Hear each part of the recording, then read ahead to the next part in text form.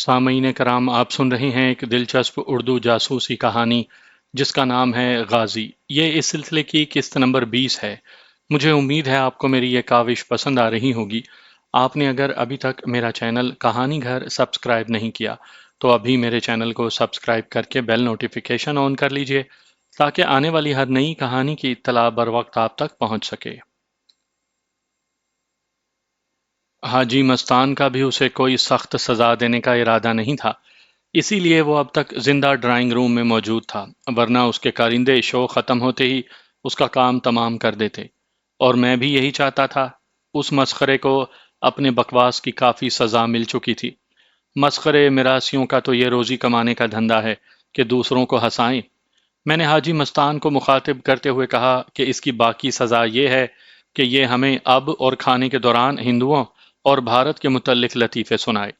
یہ سنتے ہی دلیپ میرے سامنے اکڑو بیٹھ گیا اور کہنے لگا، سیٹھ، میں تو آپ کو ایسے لطیفے سناؤں گا کہ آپ کھانا بھول جائیں گے۔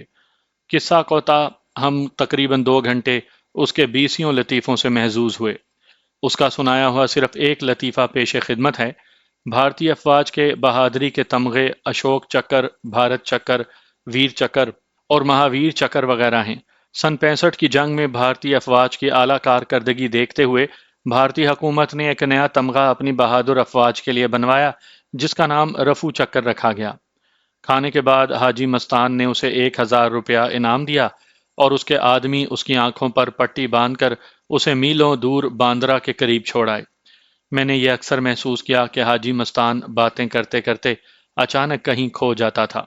ایک روز میں نے اس سے پوچھ ہی لیا کہ ایسی کون سی پریشانی ہے جس کے باعث اس کی یہ حالت ہو جاتی ہے۔ حاجی مستان سے ملے اگرچہ مجھے زیادہ دن تو نہیں ہوئے تھے، لیکن اس مختصر مدت میں ہم ایک دوسرے کے اتنے قریب آ چکے تھے کہ ذاتی باتیں بھی بڑی بے تکلفی سے کرتے تھے۔ میرے پوچھنے پر پہلے تو وہ کچھ دیر خاموش رہا اور پھر بجھے لہجے میں بولا، میرے اس سارے غیر قانونی کاروبار کا ایک بڑا مقصد یہ بھی ہے کہ میں غریب اور نادار مسلمانوں کی مالی مدد کروں اور کمزور مسلمانوں کو ہندوؤں کے ظلم و تشدد سے بچاؤں۔ میرے دھندے میں پولیس اس لیے مداخلت نہیں کرتی کہ جان کے خوف کے ساتھ ساتھ میں نوٹوں سے ان کا منہ بند کیے رکھتا ہوں۔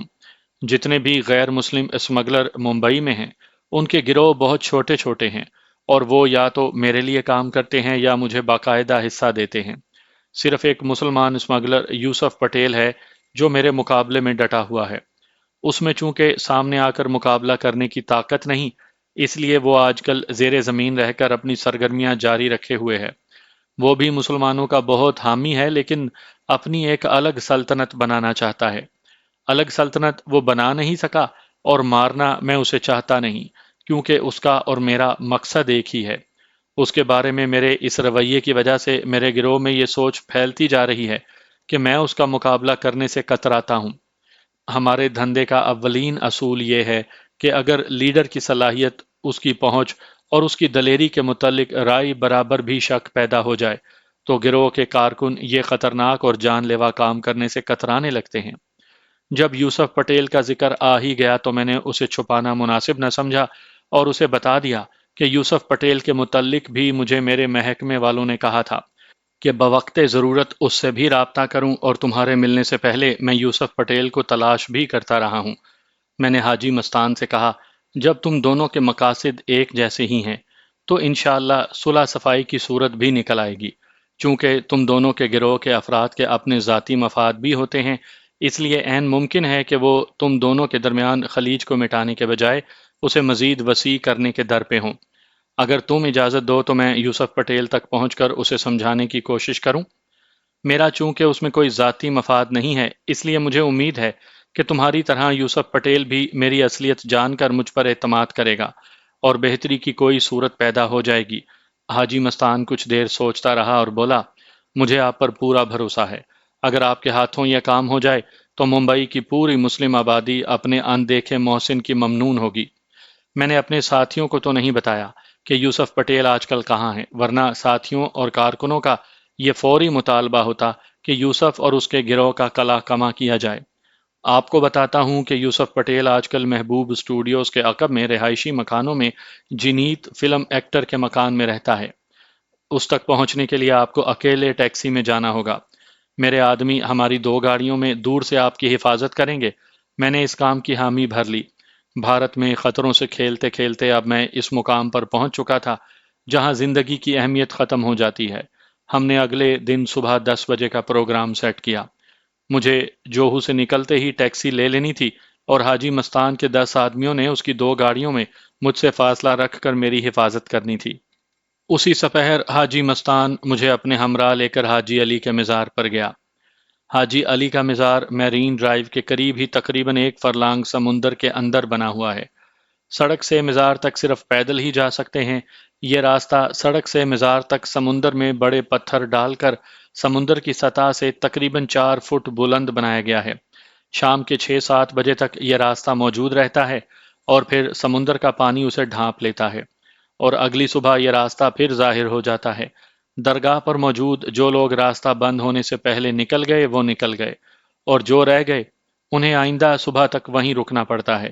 ممبئی میں قیام کے دوران میں اکثر اس مزار پر جاتا رہا ہوں، اسے جوار بھاٹا کہیں یا کچھ اور، لیکن یہ حقیقت ہے کہ ہر شام بلا ناغہ جب پانی چڑھنا شروع ہوتا ہے تو 15 منٹ کے اندر اس راستے پر سمندر کی لہریں اپنا قبضہ جما لیتی ہیں۔ حاجی مستان نے درگاہ پر بڑی درد مندی سے دعائیں مانگی۔ میں بھی دکھی دل تھا اور میری دعائیں دل کی گہرائی سے نکل رہی تھیں۔ واپسی پر حاجی مستان نے مجاوروں اور ضرورت مندوں اور فقراء میں 10,000 روپے تقسیم کیے۔ اگلے روز ٹھیک 10 بجے میں جوہو والے بنگلے سے نکلا۔ گاڑی کو میں نے ٹیکسی اسٹینڈ کے قریب ہی چھوڑ کر ٹیکسی لی اور اسے دادر محبوب اسٹوڈیوز چلنے کو کہا۔ کچھ دور جا کر میں نے پلٹ کر دیکھا تو 2 گاڑیاں ہمارے تعاقب میں آ رہی تھیں۔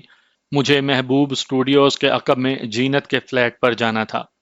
میں نے ٹیکسی اسٹوڈیو کے گیٹ پر رکوائی۔ گیٹ پر فلم آرٹسٹوں کو دیکھنے اور فلم میں ہیرو ہیروئن بننے کے شوقین جوان لڑکوں اور لڑکیوں کا ایک ہجوم تھا۔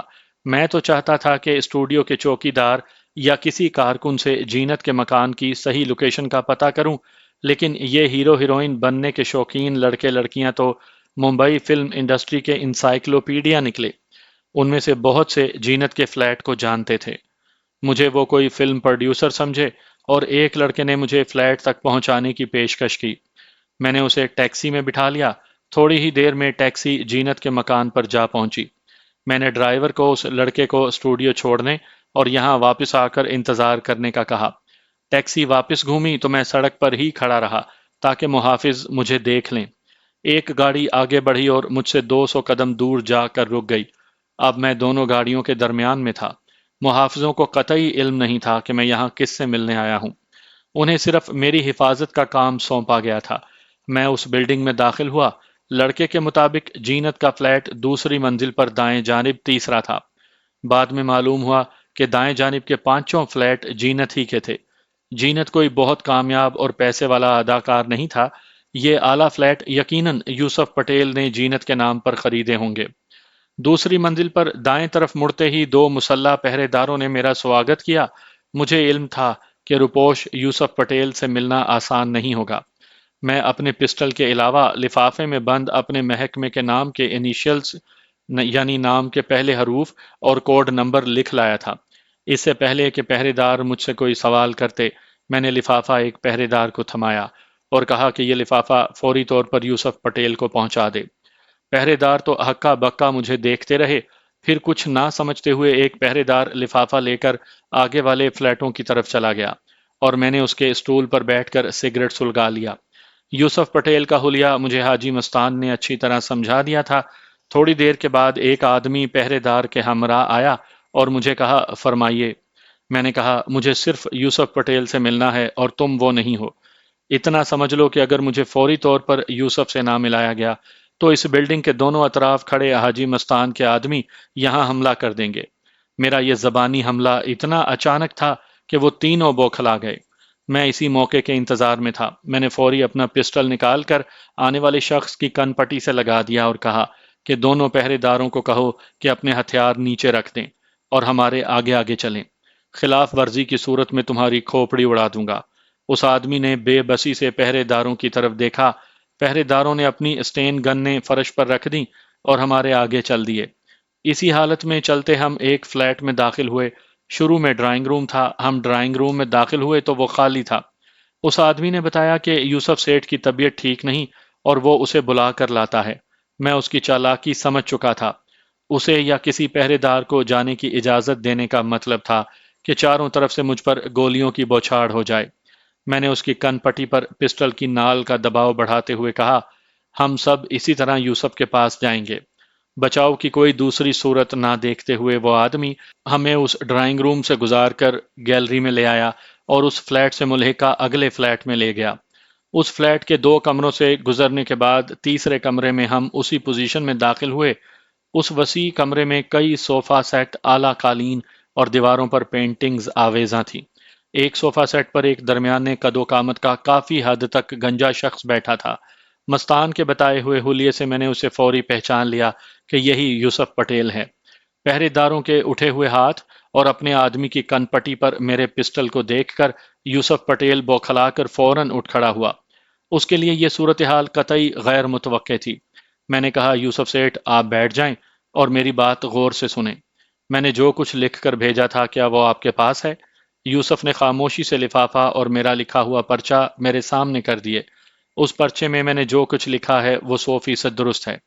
مجھے آپ تک پہنچنے کے لیے یہ ناگوار ذریعہ صرف اس لیے اختیار کرنا پڑا کہ آپ کا یہ آدمی مجھ سے وہ سوالات پوچھنے لگا تھا جن کا جواب میں صرف آپ کو ہی دے سکتا ہوں۔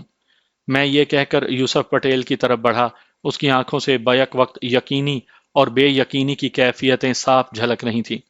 میں نے اپنا پسٹل یوسف پٹیل کے سامنے میز پر رکھ دیا اور کہا، اب یہ آپ پر منحصر ہے کہ علیحدگی میں میری بات سنیں یا میرے پسٹل ہی سے مجھے گولی مار دیں۔ یہ کہہ کر میں یوسف کے برابر پڑے صوفے پر بیٹھ گیا اور اطمینان سے سگریٹ جلا کر پینے لگا۔ یہ میرا نفسیاتی حربہ تھا جس میں کامیاب رہا۔ چند لمحے گو مگو کی حالت میں رہنے کے بعد یوسف پٹیل نے اپنے آدمی اور پہرے داروں کو باہر جانے کو کہا۔ اس آدمی نے یوسف پٹیل کو بتایا کہ میرے کہنے کے مطابق مستان کے مسلح آدمی سڑک پر دونوں اطراف موجود ہیں۔ میں نے اس کی بات کاٹی اور کہا کہ یہ درست ہے، لیکن وہ صرف میری حفاظت کے لیے آئے ہیں۔ حاجی مستان کو آپ کے اس ٹھکانے کا بخوبی علم ہے اور اسی نے مجھے ان فلیٹوں کا بتایا ہے، لیکن اس کے آدمی اس سے بے خبر ہیں۔ میں نے محسوس کیا کہ یوسف پٹیل، اس کے نمائندے اور پہرے داروں کی حالت ایسی تھی کہ کمانڈ اب مجھے ہاتھ میں لے لینی چاہیے تھی۔ میں نے اس کے آدمی اور پہرے داروں کو کہا، کیا تم نے سنا نہیں کہ یوسف سیٹھ نے تمہیں کمرے سے باہر جانے کو کہا ہے؟ اور یاد رکھو کہ تم نہ تو حاجی مستان کے آدمیوں کے سامنے جاؤ گے اور نہ ہی کوئی ایسی حرکت کرو گے کہ انہیں اپنے تحفظ میں کچھ کرنا پڑے۔ ان کو بالکل بھول جاؤ اور مجھے یوسف سیٹھ سے آرام سے بات کرنے دو اور ہمارے لیے کافی اور کھانے کے لیے کچھ بھجوا دو۔ بالکل روبوٹس کی طرح انہوں نے میرے کہنے پر عمل کیا اور تھوڑی ہی دیر میں ہمارے لیے کافی اور دیگر لوازمات آ گئے۔ میں نے یوسف پٹیل کو اپنے محکمے دہلی میں اپنی گرفتاری اور فرار کے متعلق بتایا اور کہا کہ اپنے محکمے کی ہدایات کے مطابق میں ممبئی میں پہلے اسے ہی ایرانی امام باڑے کے علاقے میں تلاش کرتا رہا ہوں۔ تلاش میں ناکامی کے بعد میں مجبوراً حاجی مستان کے پاس گیا۔ یوسف پٹیل کو جب میری باتوں کا یقین ہو گیا تو اس نے کہا، یہ درست ہے کہ تمہارے محکمے سے میرا تعلق ہے اور میری لانچوں کے ٹرانسمیٹرز نے تمہارے محکمے کے کراچی سے بھیجے ہوئے وائرلیس پیغام بھی وصول کیے ہیں جن میں تمہارے متعلق ہدایات دی گئی ہیں۔ میں آج کل مجبوراً اپنے ٹھکانے پر نہیں جا رہا بلکہ یہیں سے اپنے کام کی نگرانی کر رہا ہوں۔ اب جب کہ تم مجھ تک پہنچ ہی گئے ہو تو مجھے بتاؤ کہ میں تمہارے لیے کیا کر سکتا ہوں۔ میں اپنے تمام وسائل سے تمہاری ہر طرح سے مدد کرنے کو تیار ہوں۔ میں نے اس کا شکریہ ادا کیا اور کہا، تمہاری روپوشی کی وجہ سے صرف حاجی مستان سے تمہارے اختلافات ہیں، حالانکہ حاجی مستان نے تمہارے اس ٹھکانے کا علم ہونے کے باوجود نہ صرف تمہارے خلاف کوئی قدم نہیں اٹھایا بلکہ اپنے آدمیوں کو بھی اس کے متعلق کچھ بھی نہیں بتایا۔ اپنے دھندوں میں صرف میں کی بے معنی، بے وقت اور لا حاصل سوچ نے نہ صرف تم دونوں کے کاروبار کو نقصان پہنچایا ہے بلکہ تمہارے ہی دھندوں میں مصروف ان لوگوں کو بھی سر اٹھانے کا موقع دیا ہے جو پہلے تم دونوں کے سامنے ایسا سوچنے کی جرات بھی نہیں کر سکتے تھے۔ تمہارے اختلافات کا سب سے زیادہ نقصان ان مسلمانوں کو ہو رہا ہے جو تم دونوں کی وجہ سے ممبئی میں خود کو محفوظ سمجھتے تھے۔ تم دونوں کی وہ توانائی اور طاقت جس سے یہاں کے غیر مسلمانوں کے خلاف قدم اٹھانے سے پہلے 100 بار سوچتے تھے، اب تمہارے آپس کے اختلافات اور جھگڑوں میں صرف ہو رہی ہے۔ اسی موضوع پر حاجی مستان سے میری سیر حاصل گفتگو ہو چکی ہے اور اسی کی ایما پر میں تمہارے پاس آیا ہوں۔ خدارا نمبر 1 اور نمبر 2 کے جھگڑے کو ختم کرو۔ تم دونوں نمبر 1 ہو، دو نمبر 1 یکجا ہو جائیں تو 11 بن جاتے ہیں۔ ان سطحی اختلافات کو چھوڑو اور اپنے اصل اور عظیم مقصد کو پورا کرو۔ کئی گھنٹوں پر محیط لمبی گفتگو کے بعد میں نے یوسف پٹیل کو بلا آخر اس بات پر رضامند کر لیا کہ کل شام اپنے کارندوں سے اپنی حفاظت کی پوری تسلی کروا کر وہ 4:30 بجے حاجی علی کے مزار پر پہنچ جائے۔ حاجی مستان کو بھی ٹھیک 4:30 بجے وہاں لانے کی ذمہ داری میں نے اٹھا لی۔ میرے منصوبے کے مطابق دونوں نے پہرے داروں کے بغیر میرے ہمراہ رات وہیں گزارنی تھی۔ مجھے یقین تھا کہ دونوں کو اختلافات کو ختم کرنے کی میری یہ کوشش ضرور بارآور ثابت ہوگی۔ یوسف پٹیل سے پوری تسلی کے بعد میں 5 بجے رخصت ہوا اور سیدھا حاجی مستان کے پاس پہنچا۔ اسے سارے دن کی کاروائی بتائی اور کہا کہ اس کی اجازت کے بغیر ہی میں نے دونوں کی ملاقات کا یہ انتظام کیا ہے۔ حاجی مستان نے بھی حامی بھر لی۔ دوسرے دن شام 4 بجے ہم روانہ ہوئے۔ حاجی علی کے مزار پر پہنچے تو یوسف پٹیل بھی، جو سڑک پر پہلے ہی اپنے ہمراہیوں کے ساتھ اپنے موٹروں کے کاروان میں موجود تھا، بالکل اکیلا درگاہ پر آ گیا۔ مجھے وہیں پر معلوم ہوا کہ حاجی مستان نے الگ بیٹھنے کے لیے درگاہ کے ایک جانب خواتین اور چلہ کاٹنے والوں کے لیے بنے ہوئے 2 کمرے رات بھر کے لیے بک کیے ہیں، اور قالین، گاؤ، تکیے اور کھانے پینے کا وافر سامان اپنے طور پر پہلے ہی بھجوا دیا ہے۔ رات 9 بجے درگاہ سے اٹھ کر ہم تینوں ایک کمرے میں آ گئے۔ مجاوروں نے کھانا گرم کر کے تیار رکھا ہوا تھا۔ کھانے کے بعد ہم دوسرے کمرے میں چلے گئے۔ دونوں میں گفتگو کا آغاز میری معرفت ہوا، پھر تھوڑی ہی دیر کے بعد دونوں ڈائریکٹ باتیں کرنے لگ گئے۔ میرے سمجھنے کی خاطر دونوں نے ساری گفتگو بجائے گجراتی کے اردو میں کی۔ دونوں نے پہلے ایک دوسرے کی زیادتیاں بیان کی، پھر شکوے شکایات شروع ہوئے۔ اس کے بعد دونوں کے ساتھیوں کی طرف سے کی گئی غلط باتیں اور ان باتوں کی صفائی اور اپنی لا علمی بتائی گئی، اور پھر دھندے کی باتیں شروع ہوئیں۔ مسلمانوں کے تحفظ کے لیے اپنی اپنی خدمت کا ذکر ہوا۔ میں اس دوران صرف کبھی کبھی دخل اندازی کرتا رہا تاکہ دونوں کو اپنے دلوں کا غبار نکالنے کا پورا موقع مل جائے۔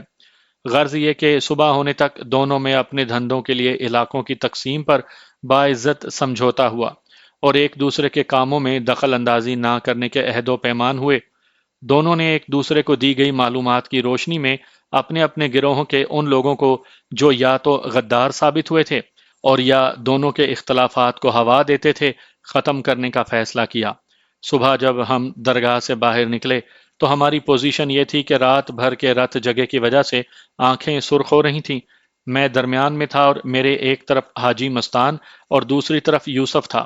ہم سڑک کے قریب پہنچے تو دونوں کے درجنوں محافظ اور کارندے پھٹی آنکھوں سے ان دونوں کو اس طرح باہم شیر و شکر باتیں کرتے اور ہنستے دیکھ رہے تھے۔ سڑک پر اپنے ساتھیوں اور محافظوں کو دکھانے کے لیے دونوں بغل گیر ہوئے۔ یوسف پٹیل نے اگلی رات کے کھانے پر مجھے انہی فلیٹوں میں دعوت دی۔ باری باری دونوں نے مجھ سے معانقہ کیا اور اپنی گاڑیوں کے کاروان میں اپنے اپنے ٹھکانوں کو روانہ ہو گئے۔ میری گاڑی بھی میرے چاروں محافظوں کے ساتھ ایک جانب کھڑی تھی، جس میں ہم جوہو کے بنگلے کی طرف چل دیے۔ میں اپنے اس قلبی اطمینان سے لطف اندوز ہو رہا تھا جو مجھے ممبئی کے ان 2 عظیم مسلمانوں کے سرپرستوں کو یکجا کرنے سے حاصل ہوا تھا۔ حاجی مستان اور یوسف پٹیل کی صلح صفائی ہونے سے دونوں کو کیا فائدہ پہنچا اور ممبئی کے مسلمانوں کا کتنا بھلا ہوا، اس کے بارے میں تو اللہ ہی بہتر جانتا ہے۔ مجھے جو فائدہ ہوا وہ یہ تھا کہ اب بجائے 4 محافظوں کے میرے لیے 6 محافظ اور 2 گاڑیاں مخصوص کر دی گئی تھیں۔ دوسری گاڑی اور 2 نئے محافظ یوسف پٹیل کی عنایت تھے۔ ان محافظوں کے جلوہ میں اب میں ممبئی کے ان علاقوں میں بھی بلا کھٹکے جا سکتا تھا جو ہندوؤں کے گڑھ تھے۔ ممبئی بہت بڑا اور بین الاقوامی شہر ہے، لیکن ایک سیاح کے دیکھنے کے لیے بہت کم مقامات ہیں۔ شہر بذات خود لوہ ہے اور سیمٹ کا جنگل ہے۔ بحیثیت پاکستانی میرے لیے ممبئی کی فلم نگری اور اس کے باسی سب سے زیادہ پرکشش تھے۔ مستان اور پٹیل نے اسٹوڈیوز میں اور میرے پسندیدہ فنکاروں سے میرے لیے وقت لے لیے تھے۔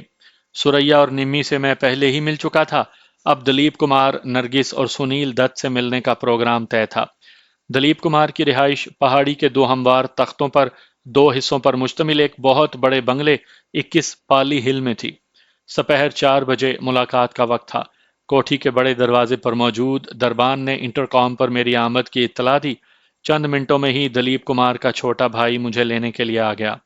دونوں گاڑیاں بھی گیٹ کے اندر بنگلے کو جانے والی گزرگاہ پر پارک کی گئیں اور میں دلیپ کمار کے بھائی کے ساتھ ڈرائنگ روم میں پہنچ گیا۔ ڈرائنگ روم کی سادگی اور نفاست اس عظیم فنکار کے ذوق کی مظہر تھی۔ مجھے وہاں چند لمحے ہی گزرے ہوں گے کہ اوپری منزل سے ڈرائنگ روم میں اترتی سیڑھیوں پر دلیپ کمار نظر آئے۔ وہ سفید پینٹ قمیض اور پاؤں میں چپل پہنے ہوئے تھے۔ مجھے ایسی بے تکلفی سے ملے جیسے برسوں کی شناسائی ہو۔ بہت ہی سادہ طبیعت اور دنیا کے تمام علوم میں گہرائی تک دسترس رکھنے والا یہ فنکار میرے ساتھ چند ہی منٹوں میں بے تکلف ہو گیا۔ کافی کے ساتھ ڈھیر سارے لوازمات تھے۔ میرے بتانے پر کہ میں برٹش نیشنل ہوں، دلیپ کمار نے مسکراتے ہوئے کہا کہ میں تو سائنس کے عجوبات کا قائل ہوں۔ آپ خود ہی دیکھیے کہ آپ برٹش نیشنل ہیں، لیکن آپ نے برطانیہ کی روایتی تہذیب نہیں اپنائی۔ آپ کی جگہ کوئی انگریز ہوتا تو 3 پیس ایوننگ سوٹ میں ملبوس ہوتا۔ آپ کو دیکھ کر یہ محسوس ہی نہیں ہوتا کہ آپ برٹش ہیں یا آپ نے کبھی برطانیہ دیکھا بھی ہے۔ اس کی ذو معنی بات اور مسکراہٹ سے ظاہر تھا کہ حاجی مستان نے شاید اسے میری اصلیت بتا دی ہے۔ میں اسے سمجھنے کی کوشش میں ہی تھا کہ دلیپ کمار نے مجھ پر دوسرا حملہ کیا۔ میرے سارے دوست مجھے یوسف لالا کہتے ہیں۔ آپ بھی مجھے اس نام سے مخاطب کر سکتے ہیں۔ پاکستانی مہمانوں کے لیے تو میرے گھر اور دل کے دروازے ہمیشہ کھلے رہتے ہیں۔ یہ کہہ کر یوسف لالا ہنسنے لگا۔ مجھے ایسا محسوس ہو رہا تھا کہ یہ عظیم فنکار اندرونی طور پر ایک ایسا بچہ ہے جو کسی کی چوری پکڑ کر اور بے ضرر طور پر اسے ظاہر کر کے خوش ہوتا ہے۔ ہم تقریباً 1.5 گھنٹہ مختلف موضوعات پر چھوٹی چھوٹی باتیں کرتے رہے۔ یوسف لالا نے مجھے کئی لطیفے بھی سنائے۔ ہر لطیفہ سنانے کے بعد وہ داد طلب نگاہوں سے مجھے دیکھتا۔ اب بدلہ لینے کی میری باری تھی۔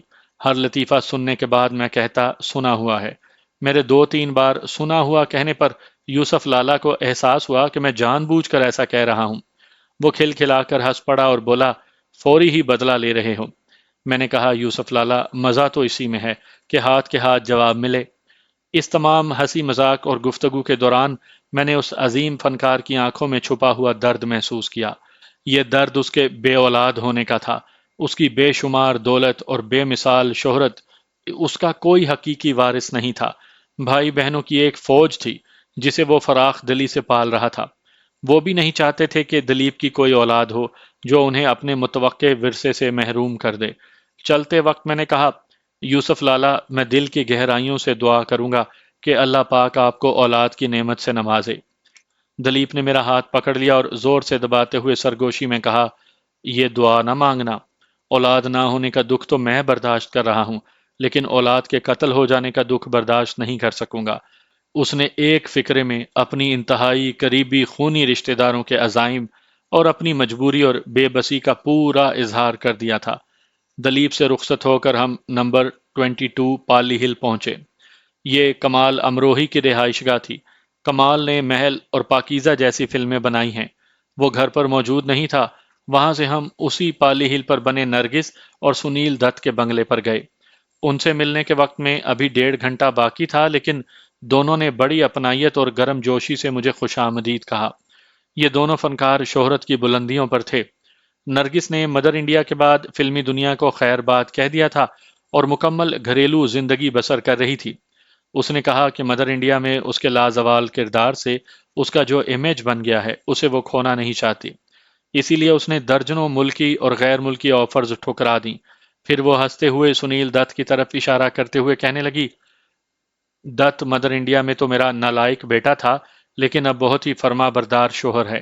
انہیں میرے متعلق یہی علم تھا کہ میں برطانوی نیشنل اور حاجی مستان کا دوست ہوں۔ اگرچہ رات کا کھانا پروگرام میں شامل نہیں تھا، لیکن انہوں نے بزور مجھے کھانے میں شریک کیا۔ کوٹھی کے شروع میں ہی بائیں جانب کمروں کی ایک لائن میں سنیل دت کے فلمی دفاتر وغیرہ تھے۔ میرے محافظوں کو بھی ان کمروں میں نہایت عمدہ کھانا بھجوایا گیا۔ کھانے کے ایک ہی میز پر سنیل دت کے لیے ویجیٹیرین اور نرگس اور میرے لیے نان ویجیٹیرین کھانے چنے ہوئے تھے۔ بقول ان کے دونوں میں کبھی بھی مذہبی تکرار نہیں ہوئی تھی۔ اولاد کے متعلق بھی انہوں نے فیصلہ کر لیا تھا کہ وہ اسلام یا ہندو مت جس مذہب کو بھی اپنانا چاہیں انہیں کھلی اجازت ہوگی۔ پاکستان میں نرگس کے انتقال کے وقت میں نے پڑھا کہ اسے اسلامی طریقے سے دفنایا گیا تھا۔ چند روز کے بعد میرا ایلیفینٹا جزیرے پر جانے کا پروگرام تھا۔ یہ جزیرہ ممبئی سے تقریباً 10 میل کے فاصلے پر کھلے سمندر میں واقع ہے۔ یہاں جانے کے لیے لانچیں گیٹ وے آف انڈیا سے چلتی ہیں۔ ساحل سمندر پر بنی انگریزی دور حکومت کی یہ یادگار بر صغیر پر ان کی حکمرانی اور بزور شمشیر حکومت کرنے کی داستان بیان کرتی ہے۔ گیٹ وے آف انڈیا کو دیکھ کر مجھے سن 1950 کے عشرے کی یاد آ گئی۔ میں گارڈن کالج راولپنڈی میں فرسٹ ایئر کا طالب علم تھا۔ راولپنڈی صدر میں مال روڈ اور جی ایچ کیو سے آنے والی سڑک کے چوراہے پر فلیش مینز ہوٹل کے بالکل قریب لارڈ کرزن کا مجسمہ نصب تھا۔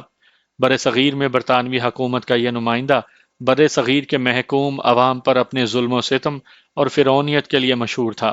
اس مجسمے میں اس کے ایک ہاتھ میں تلوار اور دوسرے میں قلم تھا، اور مجسمے پر یہ الفاظ کنندہ تھے: "We will rule you by sword and pen"، یعنی ہم تم پر تلوار اور قلم کے ساتھ حکومت کریں گے۔ اس مجسمے پر کنندہ یہ الفاظ دوسری جنگ عظیم کے آغاز تک بر صغیر کے عوام کو یہ باور کرواتے رہے کہ تم ہمارے غلام ہو اور ہم اپنی طاقت کے بل بوتے پر تم پر حکومت کریں گے۔ دوسری جنگ عظیم، جو کہ 1939 سے 1945 تک چلی، اس کے آغاز میں برطانیہ کو ہندوستانی سپاہیوں کی اشد ضرورت پڑی۔ برطانوی سامراج میں انڈین آرمی کا 80% حصہ اٹک، کیمبل پور، میاں والی، سرگودا اور جہلم کے اضلاع سے لیا گیا۔ دبے دبے مسلسل احتجاج اور مصلحت کوشی کی بنا پر انگریزوں نے مجسمہ تو نہ ہٹایا، لیکن کنندہ الفاظ میں رول کی جگہ سرو لکھ دیا۔ اب مطلب یوں ہو گیا کہ ہم تلوار اور قلم سے تمہاری خدمت کریں گے۔ انگریزوں نے پتھر بدلنے کی بھی زحمت گوارا نہ کی۔ رول کے الفاظ میں سیمٹ بھر کر اس جگہ سرو لکھ دیا گیا۔ تعجب تو یہ ہے کہ آزادی ملنے کے بعد بھی 10 سال سے زیادہ عرصہ یہ مجسمہ وہیں استادہ اپنے سابقہ محکوموں کا منہ چڑھاتا رہا، اور کسی بھی صاحب اختیار نے اسے ہٹانے کی طرف توجہ نہ دی۔ سن 1959 میں یہ مجسمہ سڑک کے چوک سے ہٹا کر عجائب گھر میں رکھ دیا گیا۔ بالکل یہی صورتحال گیٹ وے آف انڈیا کی تھی۔ یوسف پٹیل کی بھیجی ہوئی لانچ میں ہم ایلیفینٹا کی طرف روانہ ہوئے۔ ہماری لانچ انڈین نیوی کی برتھوں کے بالکل قریب سے گزری۔ یوسف پٹیل نے ایک دوربین بھی میرے لیے بھجوا دی تھی۔ میں نے ایک دوسرے کے ساتھ جڑے ہوئے انڈین نیوی کے 2 فریگیٹ جہازوں کے پیچھے اس وقت بھارت کے واحد طیارہ بردار جہاز وکرانت کو دیکھا۔ جہاز پر اس وقت 5 یا 6 ہیریئر ہوائی جہاز موجود تھے۔ باقی جہاز یقیناً نچلی ڈیک پر ہوں گے۔ اس طیارہ بردار جہاز کا مکمل نقشہ میرے ذہن میں تھا۔ دوران تربیت اس جہاز کے ایک ایک حصے کے متعلق ہمیں تفصیلاً بتایا گیا تھا۔ میں اس جہاز کے اسلحہ خانے، پیٹرول ٹینکس، نچلی ڈیک جہاں جنگی ہوائی جہازوں کا ریمپ یعنی پارکنگ اور ہینگر کی 100% نشاندہی کر سکتا تھا۔ اگر میرے پاس وسائل یا کم از کم 1 یا 2 جانباز غوطہ خور، آکسیجن ٹینکس اور مقناطیسی بارودی سرنگیں ہوتیں تو اس جہاز اور اس کے ساتھ کھڑے فریگیٹ جہازوں کو تباہ کرنا کچھ مشکل نہ تھا۔ میں نے بعد میں حاجی مستان اور یوسف پٹیل سے اس بارے میں گفتگو بھی کی۔ وہ مطلوبہ سارا سامان مہیا کر سکتے تھے، لیکن جان باز غوطہ خور ملنے ناممکن تھے۔ ان کے اپنے کارندوں میں ماہر تیراک اور غوطہ خور تھے، لیکن ان کی پیراکی اور غوطہ خوری صرف دولت اور سونے کے حصول کے لیے ہی مخصوص تھی۔ ملک و ملت کی ان کے نزدیک کوئی اہمیت نہیں تھی۔ میں نے بہرحال ہمت نہیں ہاری اور اس منصوبے کو حتمی شکل دینے لگا۔ حاجی مستان نے بتایا کہ گوا میں سابقہ پرتگیزی حکومت کے حامی اور بھارتی حکومت کے مخالف بہت سے لوگ موجود ہیں، اور ان میں اچھے غوطہ خور بھی ہیں جو اگرچہ اسمگلنگ میں ملوث ہیں، لیکن انہیں اس کام کے لیے آمادہ کرنا آسان ہوگا۔ حاجی مستان اور یوسف پٹیل نے باہمی مشورے سے اپنے معتمد ساتھی گوا بھیجے۔ کافی چھان بین کے بعد وہ 3 غوطہ خوروں کو اپنے ہمراہ ممبئی لائے۔ ہم نے یہ فیصلہ کیا تھا کہ ان غوطہ خوروں کو فوری ہی اپنا اصل ٹارگٹ نہیں بتائیں گے، بلکہ انہیں مختلف چھوٹے چھوٹے ٹارگٹس دے کر ان کے امتحان لیں گے۔ حاجی مستان کا کہنا تھا کہ یہ جہاز تو یہاں موجود ہی ہیں، ہمیں پہلے ان غوطہ خوروں کی اہلیت اور خلوص کو اچھی طرح پرکھنا چاہیے۔ جب ہمیں پورے طور پر اطمینان ہو جائے تبھی انہیں اصل ٹارگٹ بتایا جائے، ورنہ بے فائدہ راز افشا ہونے پر ان جہازوں کی سیکیورٹی میں 2 چند اضافہ ہو جائے گا۔ ابھی ہم کسی فائنل نتیجے تک نہیں پہنچے تھے کہ میرے نیپال جانے کے احکامات آ گئے، اور یہ مشن ادھورا چھوڑ کر میں مکمل پلان لیے نیپال چلا گیا۔ ایلیفینٹا جزیرے پر پہنچنے میں 1 گھنٹے سے زائد وقت صرف ہوا، یہ جزیرہ 4 میل کے قطر میں پھیلا ہوا ہے۔ بے شمار درختوں اور ہزاروں بندروں سے آباد یہ جزیرہ آج کل ایک پکنک اسپاٹ ہے۔ اس جزیرے پر بلند چٹانوں، گہرے غاروں اور کھائیوں میں چٹانوں کو تراش تراش کر رہائشی کمرے، بڑے ہال، پانی کے حوض، سیڑھیاں اور راستے بنائے گئے ہیں۔ ہندوؤں کی مذہبی کتابوں کے مطابق مہا بھارت کی جنگ سے پہلے پانڈو اپنے ساتھیوں اور حامیوں کے ہمراہ اس جزیرے میں آئے اور چٹانوں کو یہ تراش خراش انہوں نے ہی کی تھی، اور یہیں پر وہ کوروں سے جنگ سے پہلی جنگی تیاریوں میں مصروف رہے۔ میں نے وہاں 2 غاریں دیکھیں جن کے منہ خاردار تاروں سے بند تھے۔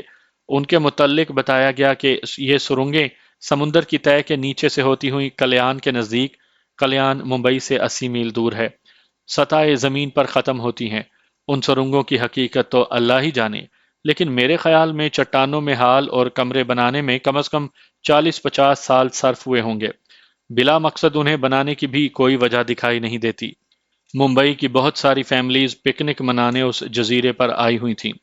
یہاں پر بندروں کی اتنی بہتات تھی کہ اللہ کی پناہ۔ بندر اتنے نڈر تھے کہ چاروں طرف بیٹھے لوگوں کے درمیان دھرے کھانے کو بلا خوف اٹھا لیتے، اور درختوں پہ چڑھ کر وہ کھانا کھاتے اور لوگوں کا منہ چڑھاتے رہتے تھے۔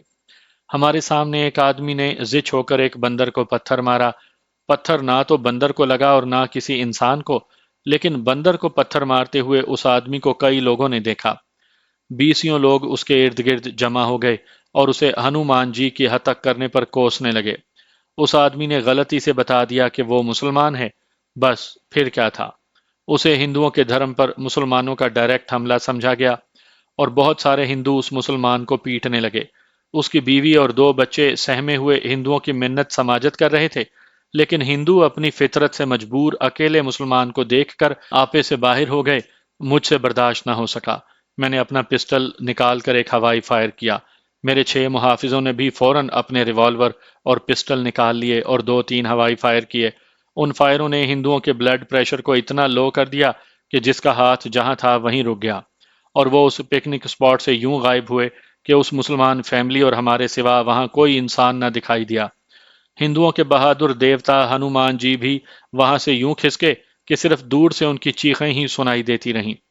ہندوستانی حکومت خود اپنے ہنومان جی کو سرجری کی عملی تعلیم اور تجربوں کی بھیٹ چڑھانے کے لیے لاکھوں کی تعداد میں مغربی ممالک کو برآمد کر کے ڈالر کماتی ہے، لیکن کسی ہندو کے کان پر جوں تک نہیں رینگتی، اور اگر ایک مسلمان ہنومان جی کی حرکتوں سے تنگ آ کر اسے محض ڈرانے کے لیے کنکر اٹھا کر پھینکے اور وہ کنکر ہنومان جی کو لگے بھی نہ، پھر بھی اسے ہندو دھرم پر ایک ملیچ مسئلے کا ڈائریکٹ حملہ سمجھ کر ہندو مسلم فساد کی فضا پیدا کر دی جاتی ہے۔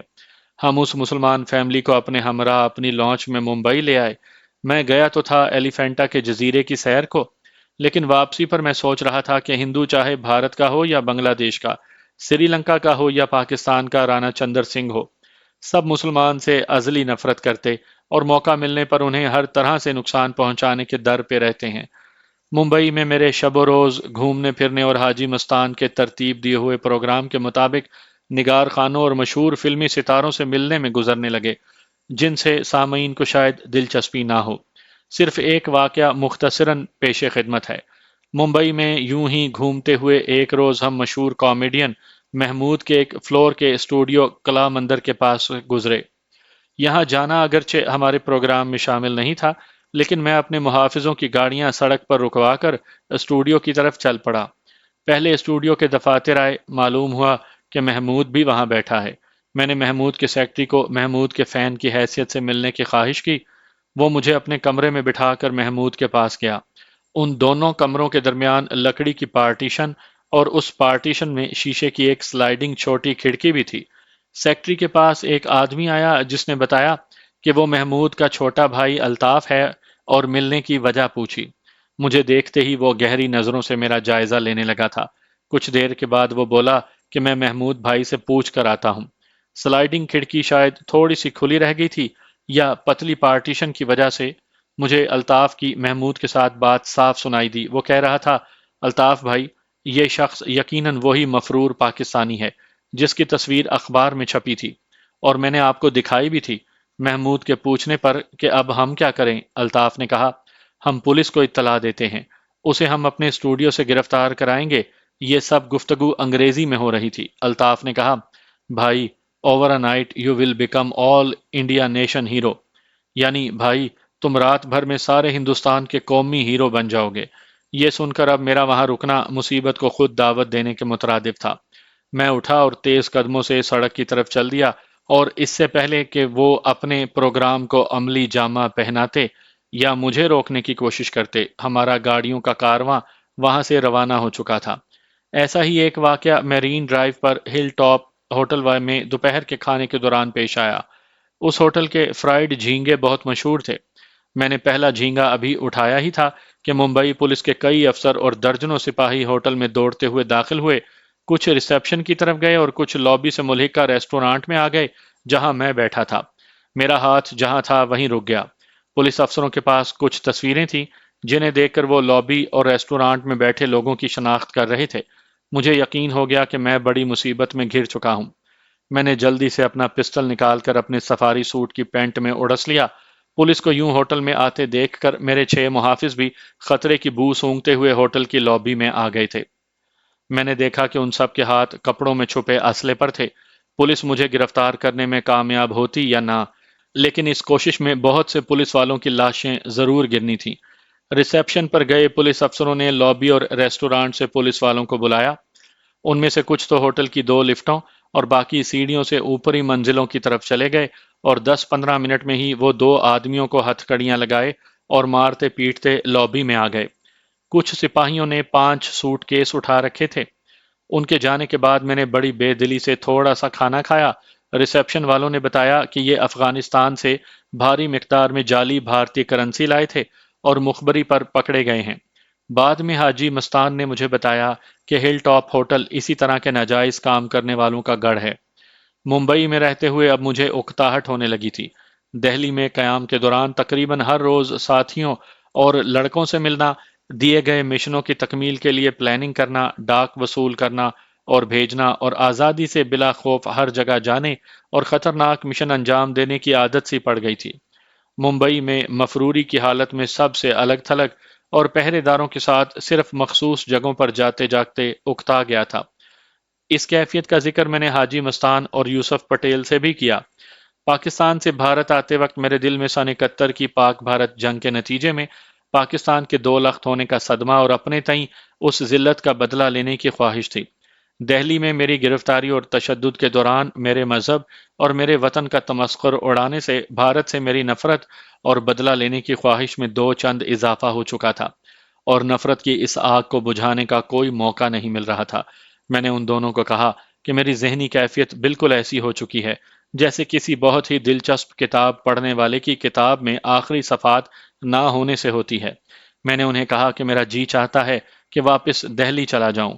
میرے ساتھیوں کو تو اب پاکستان سے نیا گروپ لیڈر مل چکا ہوگا اور وہ میرے کسی پلان کو پورا کرنے کے پابند نہ ہوں گے، لیکن بشیر کی گیراج کے لڑکے تو میرے لیے ہر کام کرنے کو ہمہ وقت تیار ملیں گے۔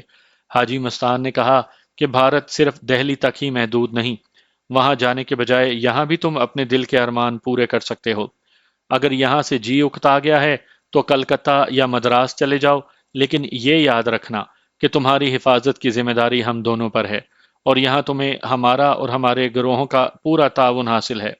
جس بڑے پیمانے پر تمہاری تلاش جاری ہے، ممبئی میں تو تم بچ سکتے ہو، لیکن مدراس اور کلکتے میں تو تم ہزاروں میں پہچان لیے جاؤ گے۔ میں نے بھی جب جذبات کو الگ کرتے ہوئے سوچا تو اسی نتیجے پر پہنچا کہ ان حالات میں ممبئی سے بہتر کوئی جگہ نہیں۔ میں نے انہیں کہا کہ مجھے ایک سٹین گن اور 3-4 بھرے ہوئے فالتو میگزین دیں اور پہرے دار محافظوں کو ہٹا دیں۔ میں اکیلا ڈرائیو کر کے ممبئی میں گھومنا چاہتا ہوں۔ اسی روز میری گاڑی میں ڈرائیور کی سیٹ کے نیچے بنے خانے میں ایک سٹین گن اور 4 ایکسٹرا میگزین رکھوا دیے گئے۔ گاڑی کی چابی مجھے دے دی گئی۔ اگلے روز میں گاڑی لے کر نکلا تو کوئی محافظ نہیں تھا۔ میرا رخ سانتا کروز ایئرپورٹ کی طرف تھا۔ میں نے بیک ویو مرر میں دیکھا کہ خاصے فاصلے پر محافظوں کی دونوں گاڑیاں میرا تعاقب کر رہی تھیں۔ مجھ سے وعدہ کرنے کے باوجود وہ اپنی ذمہ داری نہیں بھولے تھے۔ میں نے دل ہی دل میں ان کے اس اقدام کو سراہا اور اس بارے میں خاموشی کو ہی بہتر جانا۔ اس دوران میں نے 2 مختلف دنوں میں اجانتا اور ایلورا کے غار دیکھے۔ ان غاروں میں پتھروں سے تراشیدہ فن کے بہترین نمونے تھے۔ ایک فنکار کی حیثیت سے انہیں جتنا بھی سراہا جائے کم ہے، لیکن ان کی تفصیل بیان کرنے کی اخلاق اور ہماری اقدار بالکل اجازت نہیں دیتی۔ ایک روز شام ڈھلے حاجی مستان نے مجھے فون کیا اور جلد از جلد اپنا مالا بار ہل کے بنگلے پر آنے کو کہا۔ میں تیار ہو کر اس کے گھر پہنچ گیا۔ یوسف پٹیل بھی وہاں موجود تھا۔ حاجی مستان نے کہا کہ اس کے مال کی ایک بڑی کھیپ آج رات آنے والی ہے اور کھیپ اتارنے کے دوران گوا سے بلوائے گئے غوطہ خوروں کا بھی ٹیسٹ ہوگا۔ رات 12 بجے کے بعد سب کی طرح مجھے بھی ایک اوور آل پہننے کو دیا گیا اور چہرے پر گریس لگا دی گئی۔ اس حلیے میں ہم سب کمانڈوز دکھائی دے رہے تھے۔ کام بھی خطرناک تھا۔ فرق صرف یہ تھا کہ یہاں مزید دولت جمع کرنے کی خواہش تھی اور وہاں وطن کی محبت اور مملکت کی سالمیت پیش نظر۔ ان دونوں کے کارکن تو پہلے ہی اپنے لیے متعین مقامات پر پہنچ چکے تھے۔ ہم رات 1 بجے وہاں پہنچے۔ اس جگہ کا نام گھاس بندر تھا اور یہاں مچھیروں کی سینکڑوں چھوٹی بڑی کشتیاں اور لانچیں موجود تھیں۔ ہم گاڑیوں سے اتر کر ایک لانچ میں بیٹھ گئے۔ یہ لانچ سمندر کے اندر 2 میل جا کر رک گئی۔ ہماری لانچ پر میرے، حاجی مستان اور یوسف پٹیل کے علاوہ 10-12 محافظ بھی تھے۔ اس لانچ کو صرف نگرانی کرنی تھی۔ ہماری لانچ سے کچھ ہی فاصلے پر ایک اور لانچ لنگر ڈالے ہوئے تھی۔ اس لانچ میں سے 2 ننگے جسم آدمی گیس سلنڈر باندھے سمندر میں کودے۔ تقریباً 20 منٹ کے بعد وہ دونوں آدمی سطح سمندر پر ابھرے اور لانچ میں سوار ہو گئے۔ وہ لانچ ساحل کی طرف چلی تو ہم بھی اس کے پیچھے ہو لیے۔ ہماری لانچ تیز تھی، اس لیے پہلے ہم ساحل پر پہنچے اور اپنی گاڑیوں میں جا بیٹھے۔ دوسری لانچ ساحل کے قریب پہنچی ہی تھی کہ اس کے دونوں غوطہ خور سمندر میں اتر گئے اور وہ لانچ تھوڑی دیر کے بعد دوبارہ سمندر میں کسی دوسری طرف چلی گئی۔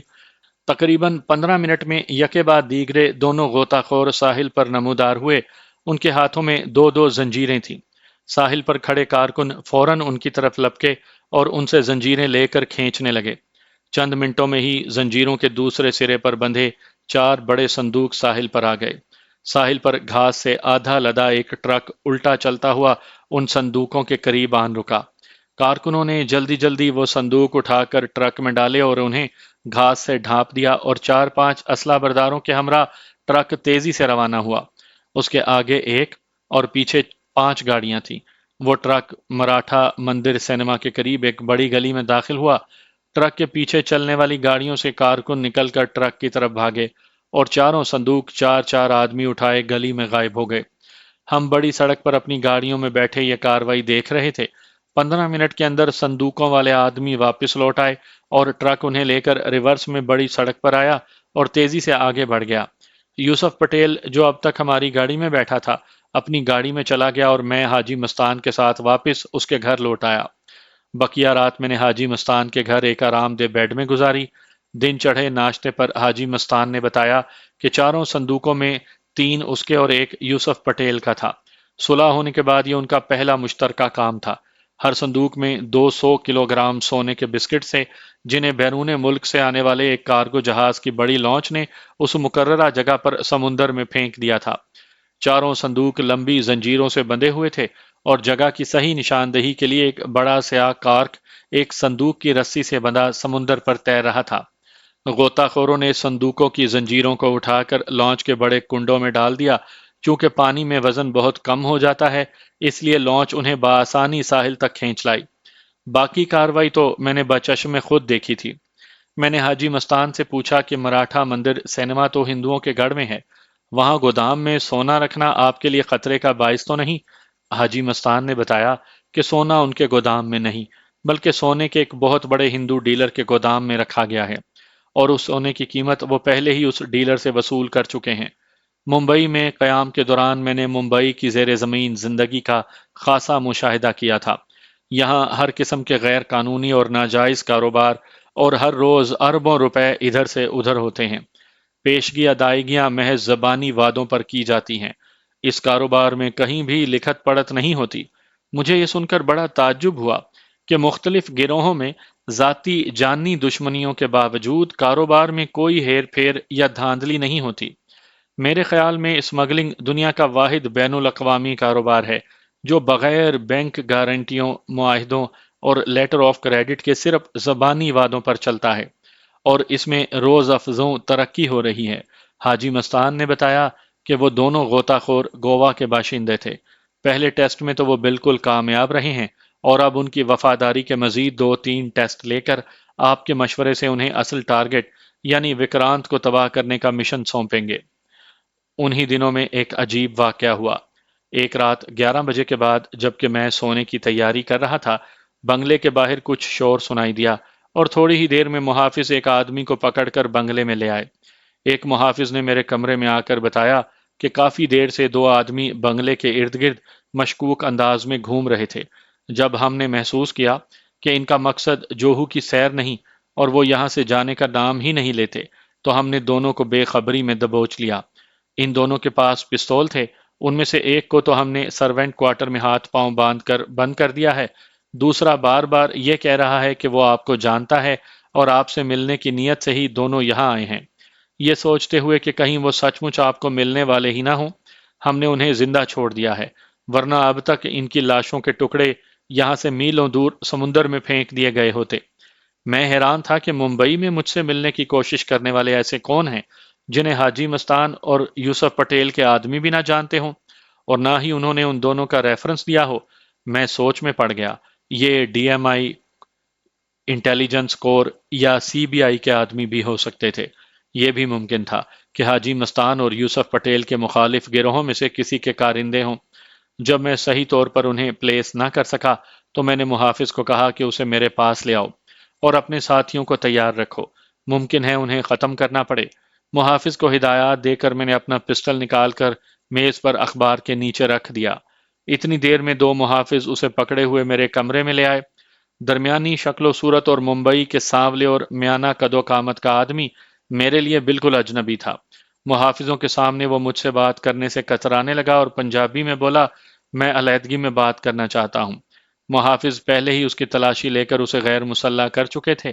میں نے محافظوں کو اشارہ کیا اور وہ کمرے سے باہر چلے گئے۔ میں نے اسے سامنے کے صوفے پر بیٹھنے کا اشارہ کیا۔ صوفے پر بیٹھتے ہی اس نے میرا اصلی نام لیا اور کہا کہ وہ اور اس کا ساتھی میرے محکمے سے ہی ہیں اور وہ ممبئی کے گروپ کا لیڈر ہے۔ اس کی اس بات نے مجھے اور الجھن میں ڈال دیا۔ ڈی ایم آئی والوں کو گرفتاری کے دوران میں نے اپنا صحیح نام اس لیے بتا دیا تھا تاکہ اول میرے محکمے اور ساتھیوں کو میری گرفتاری کی اطلاع مل جائے، اور دوم کسی تیسرے ملک کے ذریعے قیدیوں کے تبادلے میں شاید میرا نام بھی آ جائے، جس کی بہت ہی موہوم امید تھی۔ اسی بے یقینی کی کیفیت میں نے اس سے پوچھا کہ اس کے اس ساتھی کے علاوہ اور کتنے آدمی اس علاقے میں موجود ہیں اور ان کی گاڑی کہاں کھڑی ہے۔ اس نے بتایا کہ گاڑی میں 2 آدمی ہیں۔ اس نے گاڑی کا نمبر اور میک بھی بتا دیا۔ میں نے دونوں محافظوں کو اس بات کی تصدیق کے لیے بھیجا۔ تھوڑی دیر میں ہی محافظوں نے آ کر بتایا کہ اس نمبر اور میک کی گاڑی بنگلے سے قریب ہی ناریل کے درختوں کے قریب کھڑی ہے، جس میں 2 آدمی بیٹھے ہیں۔ محافظوں نے اپنے طور پر ایک آدمی بھی اس گاڑی کی نگرانی کے لیے وہیں چھوڑ دیا۔ میں ابھی تک اس کا صحیح تعین نہیں کر سکا تھا۔ وہ بھارتی ایجنسیوں کا پلانٹڈ بھی ہو سکتا تھا، اور یہ بھی ممکن تھا کہ یہاں پر کام کرنے والا گروہ پکڑا گیا ہو اور تشدد نہ سہتے ہوئے ڈبل کردار ادا کر رہا ہو۔ مجھے پہلے یہ یقین کرنا تھا کہ یہ آدمی کیا واقعی پاکستانی گروپ سے ہے۔ میں نے اسے کہا کہ اپنا اصلی نام، رینک، کب سے یہاں ہو، پاکستان میں اپنی جائے رہائش اور اس کی تفصیل، ٹریننگ کہاں لی، اور اپنے سینئرز کے نام بتاؤ۔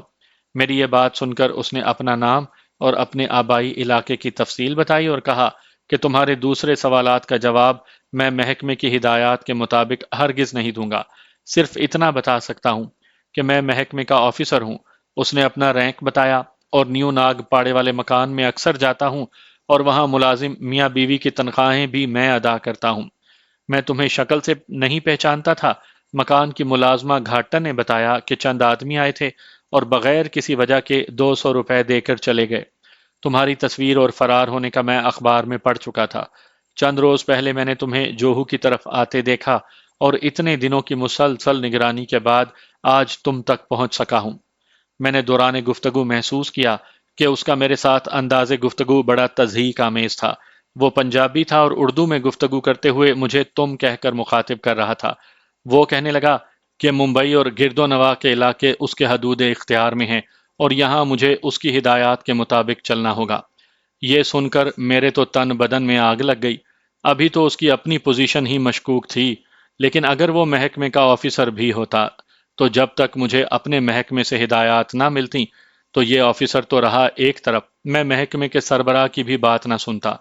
بنگلے کے تمام محافظ اور ملازمین جاگ رہے تھے۔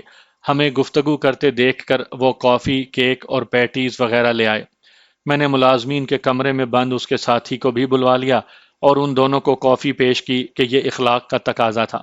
میرے پوچھنے پر اس نے بتایا کہ اسے محکمے کی طرف سے ایسی کوئی ہدایات نہیں ملی ہیں، لیکن چونکہ اس نے دہرایا کہ میں اس علاقے کا انچارج ہوں، اس لیے مجھے اس کی ہدایات پر عمل کرنا ہوگا۔ اب میری برداشت کی حد ہو چکی تھی۔ میں نے بڑی مشکل سے اپنے غصے پر قابو پاتے ہوئے اس کی آخری تصدیق کے لیے اس کے بتائے ہوئے پنجاب میں اس کے رہائشی علاقے کے مخصوص لہجے اور الفاظ کی پنجابی میں اس سے باتیں شروع کیں۔ جواب میں وہ سادہ پنجابی بولنے لگا۔ میں نے اسے کہا کہ اپنی آبائی زبان میں بولو۔ میرا یہ مطالبہ سن کر وہ گھبرا گیا اور اٹک اٹک کر بولنے کی کوشش کرنے لگا، جس میں وہ بالکل ناکام رہا۔ میں نے اس سے پاکستان کے پہلے صدر کا نام پوچھا تو وہ گھگیانے لگ گیا۔ پاکستان کے متعلق ایک دو اور سوال پوچھے تو اس کے پسینے چھوٹ گئے۔ مجھے یقین ہو گیا تھا کہ یہ پاکستانی نہیں اور نہ ہی میرے محکمے سے اس کا کوئی تعلق ہے، بلکہ یہ کسی بھارتی جاسوسی ادارے کا فرد ہے۔ میں نے اخبار کے نیچے سے پسٹل اٹھایا اور دونوں کو زد میں لے کر محافظوں کو آواز دی۔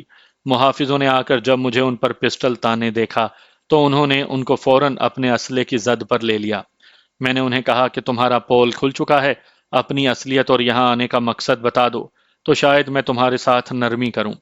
پہلے تو وہ دونوں ادھر ادھر کی ہانکنے لگے، لیکن محافظوں کے دو چار ٹھڈے لگتے ہی پہلے والا بولا، جناب ہمیں معاف کر دیں، میں سی بی آئی میں ڈپٹی ڈائریکٹر ہوں اور یہ تینوں میرے ماتحت ہیں۔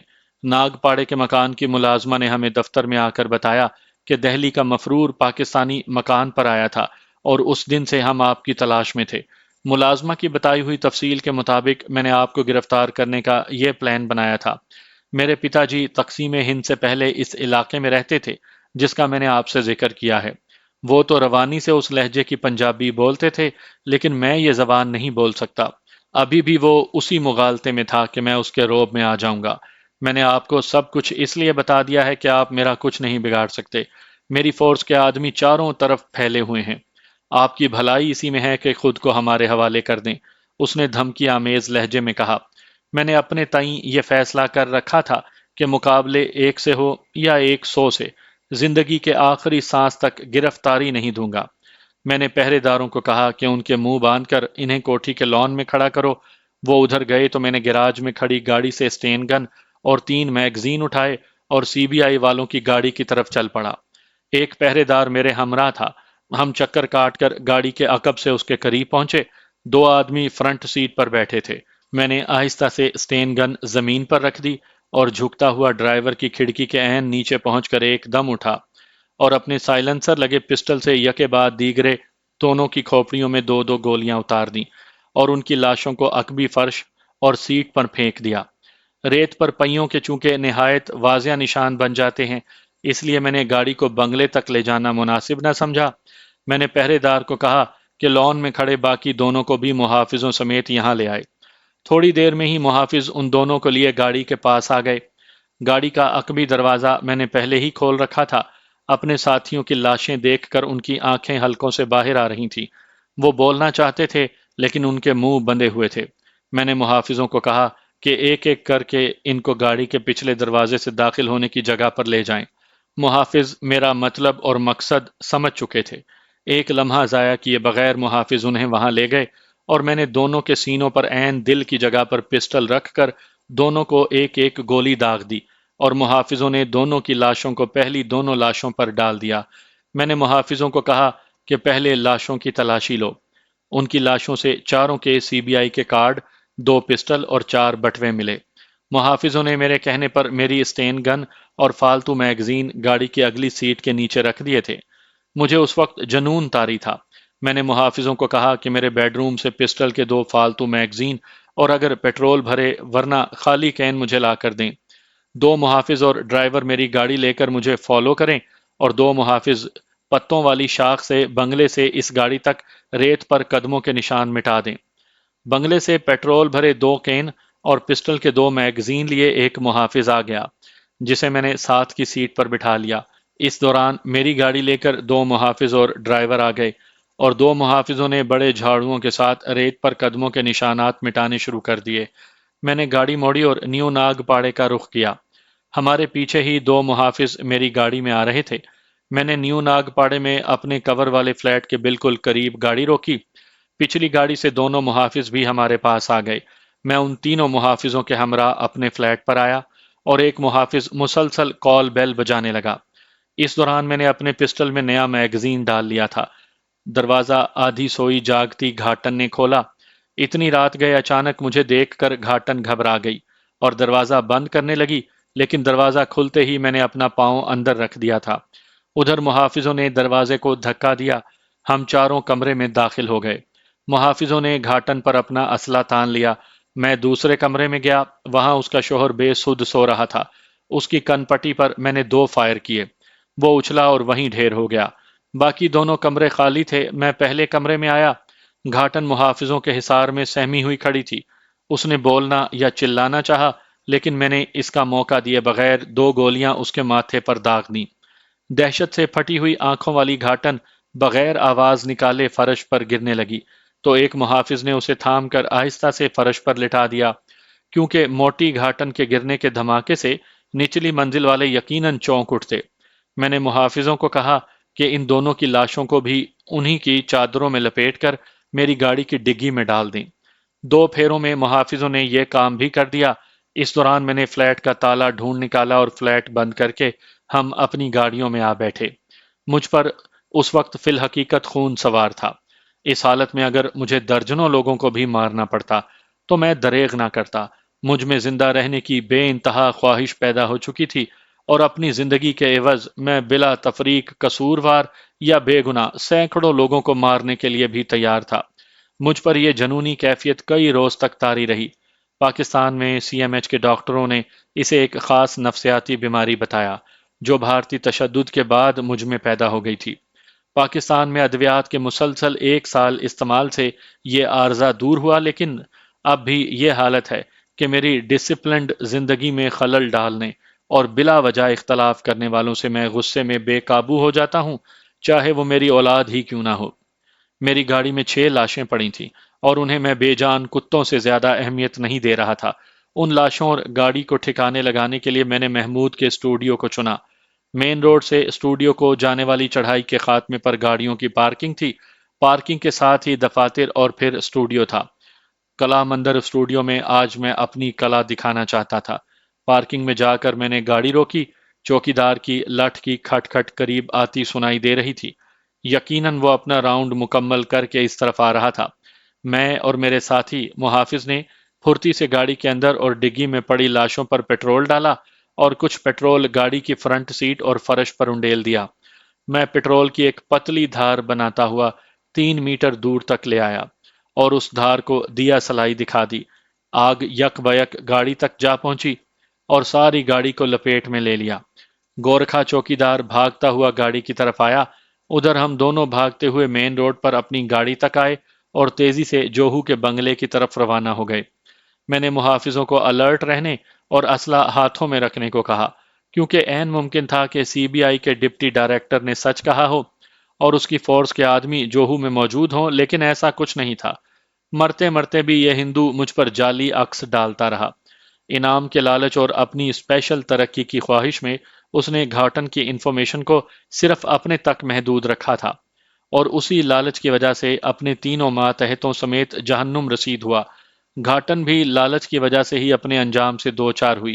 سویا ہوا شخص نامعلوم اس کا شوہر تھا یا چاہنے والا، مخبری کرنے میں گھاٹن کا شریک کار تھا یا لا علم، لیکن ایسے موقع پر گیہوں کے ساتھ گھن بھی پس جاتا ہے۔ مجھے بہرحال اپنے خلاف شواہد اور ہر ثبوت مٹانا تھا، چاہے اس میں کتنے ہی گناہ گار یا بے گناہ مارے جاتے۔ بنگلے میں آ کر میں نے چائے بنوائی، ڈاکٹر کے دیے ہوئے ٹرینکولائزر کھائے اور سو گیا۔